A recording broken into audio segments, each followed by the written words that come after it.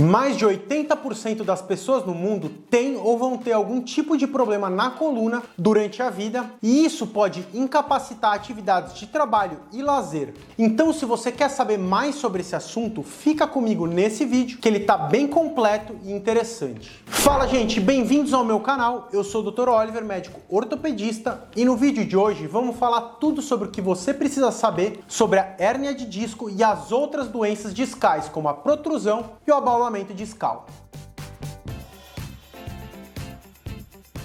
Bom, quem nunca teve uma crise de dor na coluna, que seja lombar, dorsal ou cervical, como um torcicolo, eu mesmo já tive várias, infelizmente. Eu já travei muitas vezes e eu aprendi muito com isso. A primeira vez que eu tive uma crise de dor nas costas, eu ainda era menor de idade e estava no cursinho prestando medicina. Então nesse vídeo eu vou compartilhar um pouco do meu conhecimento como médico ortopedista e como paciente também, porque eu já fiquei com dor nas costas de treinar demais, de treinar de menos, de trabalhar demais.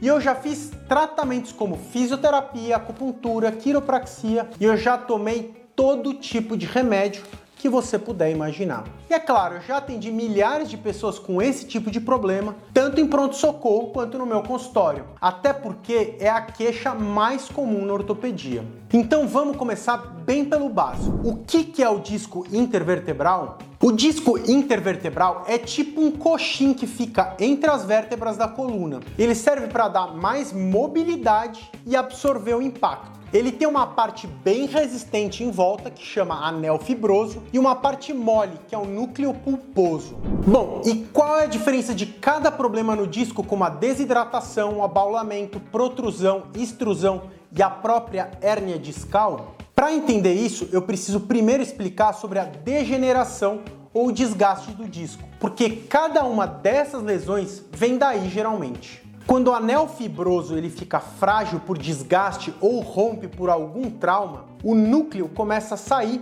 e pode comprimir algum nervo ou a própria medula, causando sintomas que eu vou falar mais pra frente. Colocando em ordem de gravidade ou de evolução, você consegue ver nessas ressonâncias abaixo o disco normal com as setas amarelas. O disco ele pode também ficar desidratado, que ele fica mais preto na ressonância, igual ele começou a ficar onde a seta vermelha aponta, ou também com um pequeno abaulamento, ou seja, um pouquinho para fora, igual nas setas azuis. Ou também ele pode ter uma protrusão, que é uma hérnia um pouco maior, igual nas setas verdes. Ou também uma extrusão, que é quando ela vai mais para fora ainda, podendo até deslocar para cima ou para baixo, igual nessa outra seta. Olha, gente, aqui só para fazer uma observação, a tomografia não tem uma nitidez tão boa para ver o disco, tudo bem? Por isso a gente usa mais a ressonância. Bom, ficou claro o que é uma hérnia de disco e os estágios dela? Se você está gostando da explicação, deixa aqui a sua curtida ou comentário para eu continuar fazendo mais vídeos como esse. Então, continuando, quais são os sintomas da hérnia de disco? A gente tem disco por toda a coluna, então você pode ter sintomas dela em qualquer um dos segmentos. Mas os mais comuns de desenvolver a hérnia é na coluna cervical e lombar, porque é onde a gente tem mais mobilidade. Na região dorsal torácica é muito raro ter uma hérnia sintomática, porque a coluna ela mexe muito pouco por causa das costelas. O que vai determinar parte dos sintomas também é para onde que ela vai. Se ela vai mais para o meio do canal, ela pode comprimir a medula ou os nervos como um todo, podendo até deixar a pessoa para ou tetraplégica. Ou ela pode ir também mais para o lado, comprimindo apenas uma raiz nervosa, dando sintomas de compressão nervosa, como do nervo ciático. Então, os 8 principais sintomas da hérnia de disco são uma dor localizada onde existe a hérnia, que se chama dor discogênica, que, aliás, esse é um assunto que tem um pouco de controvérsia, porque tem gente que tem várias protrusões e não tem dor. Quando a pessoa tem uma compressão de algum nervo, ela pode sentir uma dor irradiada que vai para a região onde o nervo inerva, principalmente na pele. Em uma situação parecida, ela pode ter também um formigamento e dormência onde esse nervo comprimido inerva. Nesses casos, geralmente, os reflexos, igual a gente vê um médico dando aquela batidinha com o martelo e a perna da pessoa estende sozinha, eles podem estar aumentados ou diminuídos dependendo de onde que a hérnia comprime o sistema nervoso, se é na medula ou só a raiz nervosa. Quando a compressão e a função do nervo está bem prejudicada, a pessoa ela pode perder força muscular daquela região específica. O sexto sintoma é a piora da dor ou dos sintomas irradiados do nervo com o movimento, como a flexão do tronco ou a elevação da perna estendida. O sétimo sintoma é a piora da dor quando permanece muito tempo na mesma posição, seja sentado, em pé ou deitado. E o oitavo sintoma diz respeito à síndrome da cauda equina, que é quando a pessoa ela perde o controle da bexiga e do intestino, podendo ter incontinência urinária e fecal. Além disso, a pessoa nesses casos ela perde a sensibilidade na região dos genitais. Essa é uma condição grave que precisa de cirurgia de urgência. Ainda falando dos sintomas, é importante lembrar que quando a compressão é da medula, ela pode apresentar todos esses sintomas, afetando todos os nervos daquele ponto de compressão para baixo, podendo perder a força e sensibilidade dos braços, do tronco e das pernas e até a paralisia dos músculos da respiração. Graças a Deus, isso é raro de acontecer por uma hérnia. Antes de continuar explicando por que a hérnia aparece e como prevenir e aliviar os seus sintomas, eu gostaria de convidar para se inscrever no meu canal, que aqui eu posto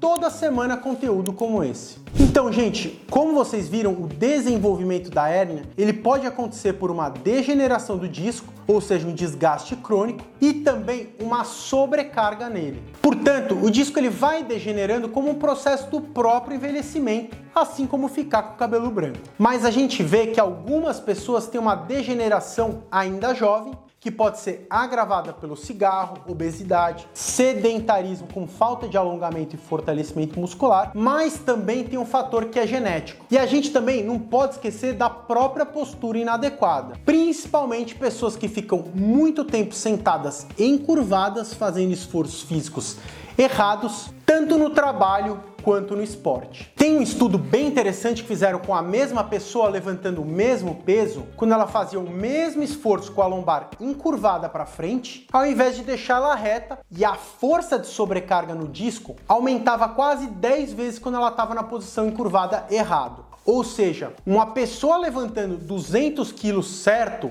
força menos a lombar e o disco do que uma levantando 50 quilos errado. Olha a diferença, gente. E ficar longas horas sentado na posição errada afeta muito também, porque é um efeito cumulativo de anos. Por isso que vale a pena investir na postura e nos exercícios. Assim, o tratamento e prevenção da hérnia de disco e dos seus sintomas depende de remédios específicos para melhorar a dor neuropática e a função do nervo, assim como perda de peso, correção da postura, fisioterapia, medidas analgésicas e de fortalecimento muscular e também os alongamentos específicos. Uma outra coisa que pode ajudar também é a quiropraxia, a acupuntura, o RPG e o próprio Pilates. Eu gosto muito de indicar o Pilates e o RPG para manutenção e na prevenção de crises. A gente também não pode esquecer que, às vezes, raramente precisa de cirurgia quando o caso é mais grave, mas na maioria das vezes é possível tratar sem cirurgia sim. Até porque um estudo que acompanha as pessoas que tinham hérnia e fizeram ou não cirurgia, constataram que num prazo de 8 anos, os sintomas eles eram meio parecidos. Isso porque às vezes a hérnia ela reabsorve e diminui de tamanho.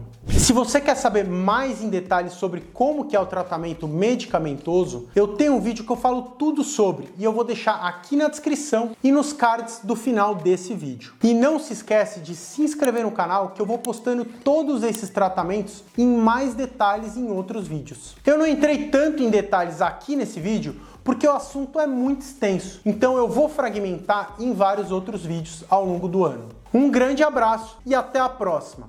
Olha, não esquece de ver esse outro vídeo aqui. Tchau, tchau!